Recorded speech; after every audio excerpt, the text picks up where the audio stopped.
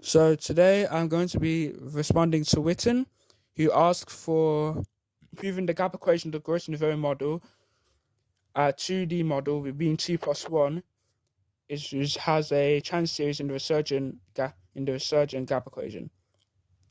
So we let sigma x be equal to sigma bar plus the delta sigma x function, and we do this by using Taylor series, where sigma bar is a homogeneous field and delta sigma x is the fluctuation.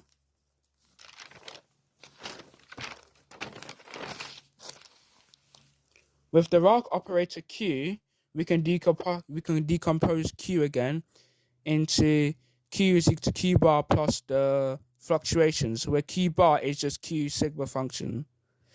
So we start with the whole thing being the natural log of the delta of Q is equal to the trace of the natural log of Q.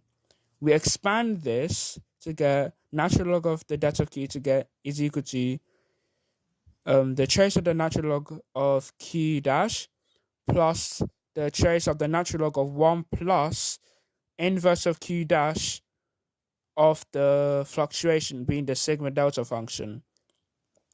We use Taylor series expansion to get TR to the trace of the strophic trace of natural log of Q bar minus the sum of n equals 1 to infinity, or 1 over n times the trace of negative Q inverse multiplied by the fluctuation of the sigma delta function to the n. As you've seen here, we have modified the natural log of the function and have transformed that using the Taylor series function. So the expansive of the effective action is what we call the SF, and we can assume the sum for all the corresponding nth order fluctuations from n equals 0 to infinity. So as you understand, the effective action of the sigma function is the number of fermions multiplied by 1 over 2 gamma, and the integral of the third order derivative of the sigma function minus the natural log of the Dirac operator. So as you can see, we can go do the same thing for the lowest values of the effective action of 0, 1, and 2. As you can see here, we have just expanded the Taylor series for the natural log up here, and then we do that the sigma bar needs to minimize the effective action at 0, such the partial derivative of the sigma effective function at 0 with respect to the sigma bar is 0. As we have input it from here, as we can see right here, we input that to get this, as you can see right over here.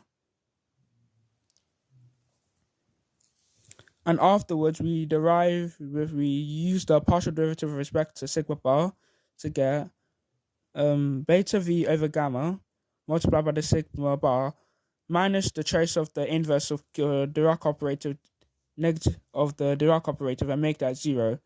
And then we add to both sides, and you should be able to get a gap equation with the sigma bar right here. Afterwards, you should be able to get this as the gap equation over here, where the inverse of Q is equal to all of these fermions and axions and stuff like that. So to find functional traces, we can use Fourier representation, where we can use the mapping of the Dirac operative of x and x derivative to equal this Fourier representation. This is what I got from the paper.